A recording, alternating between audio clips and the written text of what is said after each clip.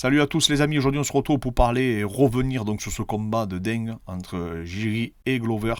Vraiment qui a tenu toutes ses promesses, bien plus encore que ce que j'avais prédit. Mais tout d'abord les amis, n'hésitez pas à vous abonner pour ne rien louper. Si vous voulez que nous contacter pour un accompagnement, n'hésitez pas à le faire sur Instagram, on se fera un plaisir de vous accompagner, de vous faire atteindre vos objectifs. Donc voilà, j'ai beaucoup de gens qui me disent «Ah tu t'étais pas trompé, il a boxé en ligne, l'autre il a mené au sol». Les amis, j'avais pas vu la victoire de Jiri, en tout cas au cinquième round. Vraiment un combat incroyable. J'ai rarement vu un match avec une telle intensité dans cette catégorie. C'était impressionnant ce qu'ils nous ont livré. Même techniquement, en lutte, Glover impressionnant. Même sur ses défenses, j'ai trouvé Jiri sortait bien les hanches. Bon, des fois, il partait un peu la Ferguson avec ses roulades. Il partait un peu dans tous les sens. Mais en tout cas, vraiment, je les ai trouvés stupéfiants. Je sais pas vous, mais c'était très impressionnant de voir ça, surtout dans cette catégorie de poids, une telle intensité, faire 5x5 comme ils ont pu le faire, comme ils ont pu l'effectuer.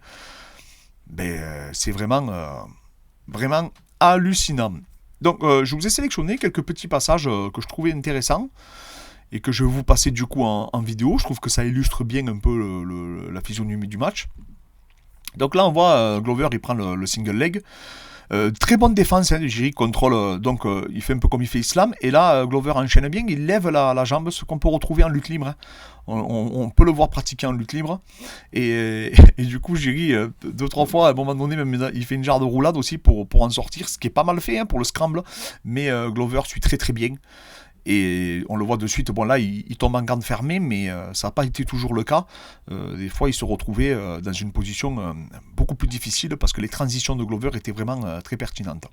Donc on voit qu'en premier Glover essaye de rentrer vers l'extérieur, hein, sa tête, hein, et ensuite derrière il change de grip, il amorce le grip.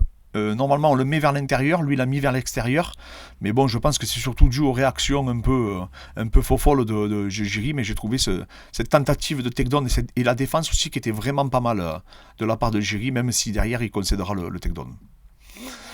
Une autre partie aussi du combat que j'ai trouvé intéressante, là on voit c'est des ralentis, et c'est ce type de transition que je trouve qu'il faut bosser énormément à la salle, c'est que moi j'appelle ça des faits de match. C'est-à-dire qu'en fait, sur une action de votre adversaire, donc sur une action où on a le sentiment en fait qu'il a loupé l'encoche qui glisse, par exemple comme Jiri là, et bien souvent on a tendance à avoir des temps d'arrêt. On a tendance en fait en réalité à bloquer, à se précipiter. Et là, on voit que Glover, de suite, par l'expérience, par l'intelligence, il suit directement pour aller prendre le dos. Et il finira donc à monter, à travailler sur le golden point. Donc vous avez vu, hop, de suite, hop, il fait bien le tour. Il contrôle le coup de son adversaire. Bon, d'ailleurs, on ne le voit pas, mais il y a tout un travail de position qui est recherché. Et ça, c'est des éléments que je vous conseille fortement de bosser dans vos structures. C'est vraiment quand la personne fait une action, même qui peut être loupée, n'hésitez pas derrière à travailler ou des passages de garde, ou repartir sur le dos, ou travailler un ground and pound. Mais en tout cas, essayez de ne pas avoir de temps d'arrêt, parce que malheureusement, c'est là que je trouve qu'on peut un petit peu avoir des difficultés. C'est sur ce travail de liaison, de transition, et du coup d'enchaîner sur des positions qui pourraient nous être favorables. Là c'est vraiment la pratique du MMA, et on voit Jiri quand même il a été solide parce il en a pris. Franchement il en a pris et Glover l'a pas épargné, donc je sais même pas comment il a fait pour revenir dans le match. Et je vais vous passer du coup la fin du combat.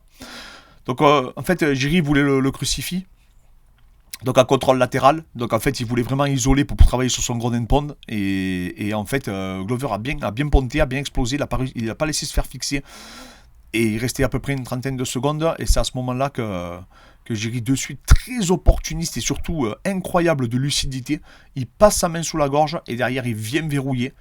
En plus, moi je trouve que c'est. Alors il y en a qui disent non, il faut pas passer vers l'avant, mais en fait il veut passer vers l'avant, mais il fait le tour. Et il y a une technique que les lutteurs travaillent hein, aussi, qui ressemble un peu à cette technique-là, où on vient chercher le triceps en plus.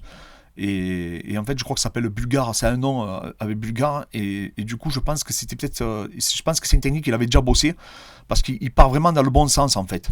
Alors que beaucoup de gens disent qu'il aurait dû tirer vers l'arrière et tout, mais je pense que ça, la torsion te permet de verrouiller, et surtout qu'on voit qu'il part sur la torsion, là, ça on l'illustre pas bien dans la vidéo, mais il part sur une torsion. Ou même si vous n'avez pas le deuxième crochet, un peu ce que disait Dan Hauer de faire à Georges Saint-Pierre quand il a fait Bisping, mais même si vous n'avez pas le deuxième crochet, en réalité, vous allez peut-être soumettre ou endormir votre adversaire, sans même avoir un ou deux crochets. Donc Matt Hughes aussi avait fait une genre de variante un peu de cette technique à un grappleur et avait réussi à le battre après l'avoir touché. Et bon là je pense que voilà, c'est surtout le fait que Glover était complètement exténué, fatigué. On l'a vu d'ailleurs à un moment donné, je sais plus à quel round il a mis un petit laps de temps à se relever, ce qui est plutôt rare, ce qui est plutôt rare à l'UFC, il faut le dire. Mais voilà, moi franchement, Glover il m'a encore plus impressionné que Jiri par la combativité, par l'endurance qu'il a démontré et la gestion de combat et même l'accélération qu'il a fait au dernier round. Je vous dis, au deuxième round, je pensais que le combat était terminé. Jiri il a commencé à accélérer, il le mettait vraiment à mal. Et bien Glover il a trouvé la ressource et même derrière il est revenu très très fort dans le match. Il a dominé au cinquième round. Je pensais que Jiri allait pas toucher terre. Glover était très très bien parti pendant quasiment la totalité du round. Et à la fin, Jiri fait ce renversement de situation qui est incroyable. Et lui vraiment, voilà, c'est pareil. Il faut le tuer dans la cage. Alors il y a une petite polémique comme quoi il aurait tapé, mais bon, il y a la petite polémique aussi du coup de Glover maintenant, comme quoi il a mis du temps à se redresser. Mais on l'a déjà vu à ce niveau-là. Mais voilà, en tout cas, c'était vraiment un combat extrêmement intéressant techniquement parlant, où il y avait de superbes phases d'action. J'ai trouvé à des moments donnés une gestion de distance de Jiri qui était assez impressionnante. Tous ces genres de front kick qu'il fait pour contrer et pour anticiper la lutte de ses adversaires, je trouve ça très redoutable. Même ses coudes, ses directs, comme je vous dis, son travail en ligne, ces genres de demi-crochets aussi qu'il met, il est très particulier. C'est vraiment un peu un Ferguson un peu plus technique, mais qui a le même profil, quoi. Il roule, il est très atypique, totalement imprévisible. Et à côté de ça, on avait un Glover qui bougeait bien la tête, qui avait des belles transitions, qui a touché plusieurs fois avec son crochet du gauche, qui faisait toujours son bras arrière après avec le crochet du gauche, et ça a touché énormément de fois. Donc voilà, et pareil, même sa tentative de takedown, il m'a impressionné Glover par son endurance de force. Il avait cette capacité à capitaliser aussi donc sur ses takedowns.